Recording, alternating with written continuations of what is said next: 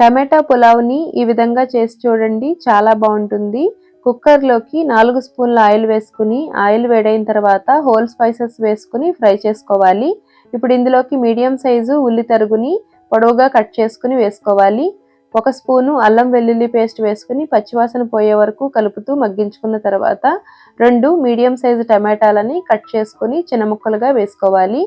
1/2 spoon పసుపు, కొద్దిగా salt వేసుకుని టమాటాలని మెత్తగా మగ్గించుకున్న తర్వాత 4 మీడియం సైజు టమాటాలని ప్యూరీ చేసుకుని వేసుకోవాలి. ఇప్పుడు ఇందులోకి రుచికి తగినంత కారం వేసుకుని టమాటాలు బాగా మెత్తగా మగ్గిన తర్వాత నానబెట్టుకున్న బాస్మతి రైస్ని కానీ సోనా మసూరి రైస్ని కానీ వేసుకుని ఒకసారి కలుపుకొని 1 గ్లాసు బాస్మతి రైస్కి 1.5 గ్లాస్ వాటర్ వేసుకుని గరం మసాలా, రుచికి తగినంత సాల్ట్ వేసుకుని కుక్కర్ మూత పెట్టుకుని 1 విజిల్ హై ఫ్లేమ్లో రానివ్వాలి. వీడియో నచ్చితే లైక్ చేయండి, షేర్ చేయండి. Thank you.